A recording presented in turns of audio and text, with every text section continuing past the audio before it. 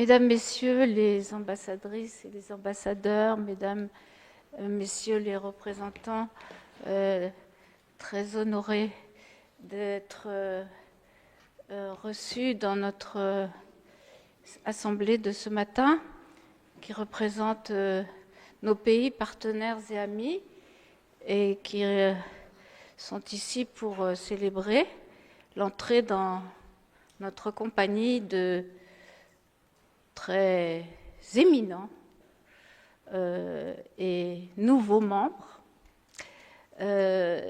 Chers collègues, chers confrères, chers amis, je suis heureuse et très honorée d'ouvrir cette séance. C'est une séance qu'on appellera inaugurale, puisqu'elle inaugure. Merci beaucoup. Alors, toujours dans la première division, et c'est l'occasion de saluer la délégation du Cameroun pour l'entrée dans notre compagnie d'Eugène Snabdjoui.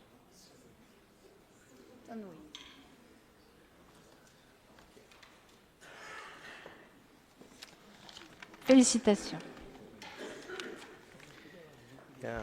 Madame la Présidente, Monsieur le Secrétaire perpétuel, Messieurs les Présidents, Mesdames, Messieurs les membres de l'Académie, c'est avec une immense gratitude et une profonde humilité que je prends la parole en cette occasion où nous sommes honorés d'être accueillis en tant que membres correspondants étrangers de cette illustre institution. Il nous a été demandé de parler... m'a été demandé de parler de moi.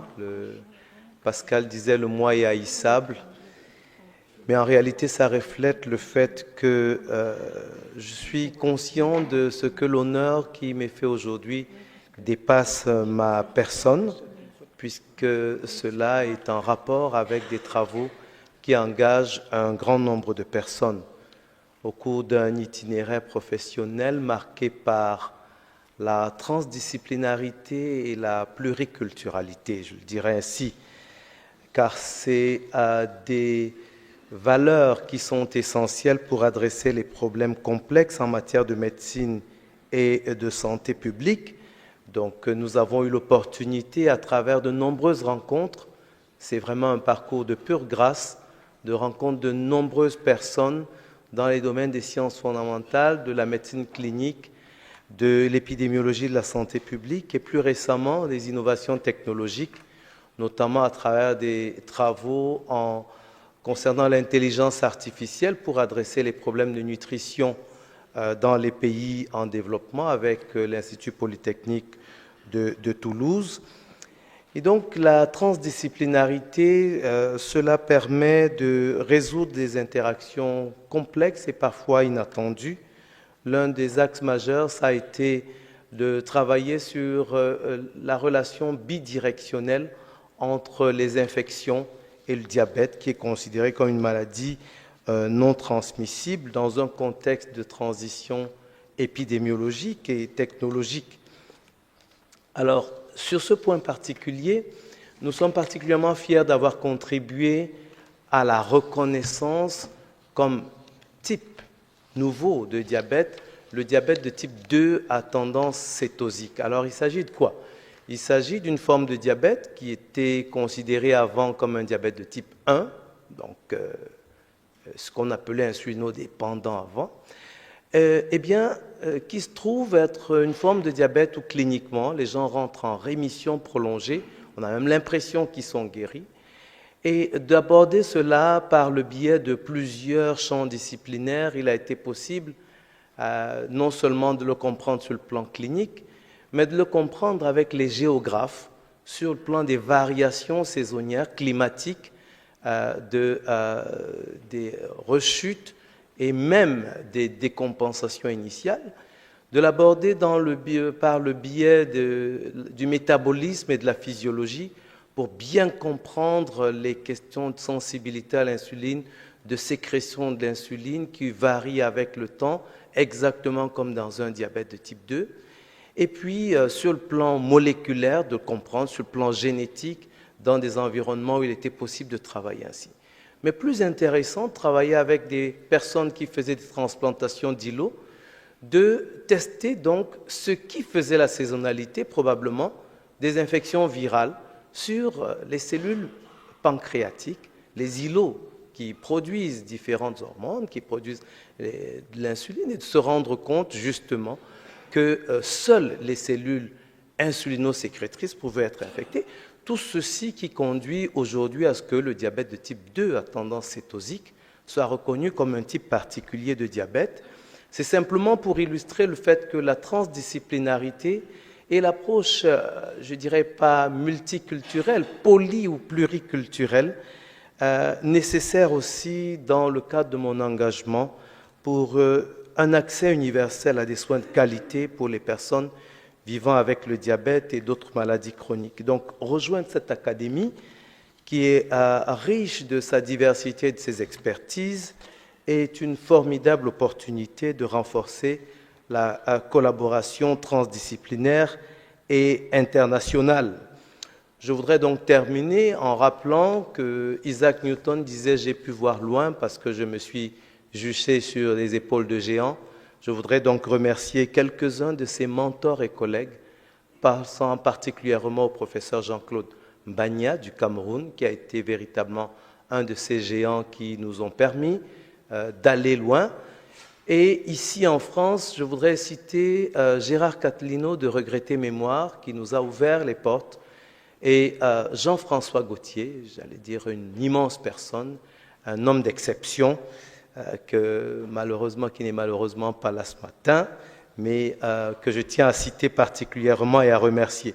Bien sûr, nos étudiants qui nous inspirent chaque jour, et enfin ma famille ici présente, et mon pays, le Cameroun, qui m'ont toujours soutenu et nourri ma quête de progrès. Cet honneur, je le partage avec eux et avec tous les professionnels de santé de ces pays-là. Mesdames et messieurs, chers collègues, je vous remercie pour cette confiance et je m'engage à porter haut les valeurs de rigueur, d'innovation et de solidarité qui caractérisent cette compagnie. Merci encore.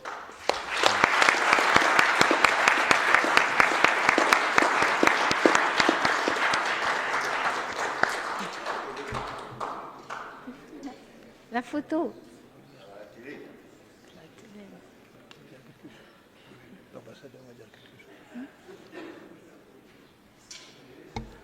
Monsieur l'ambassadeur,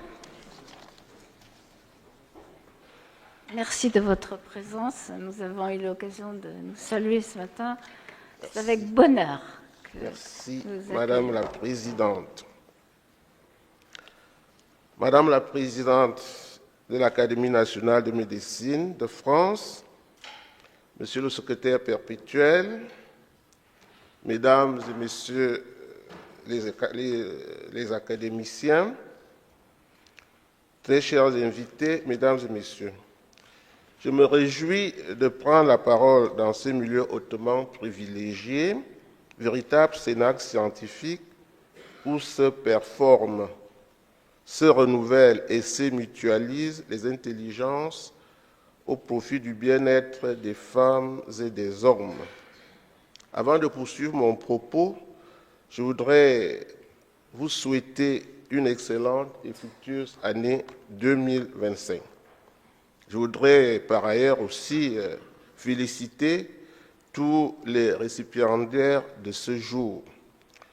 Oui, l'Académie nationale de médecine de France, vénérable institution plus que bicentenaire, a été pensée pour que les plus grands scientifiques contemporains du domaine médical s'accordent à prémunir la France et l'humanité tout entière des catastrophes endémiques ou épidémiologiques ou dans la formulation de la compréhension des menaces virales, endogènes ou exogènes.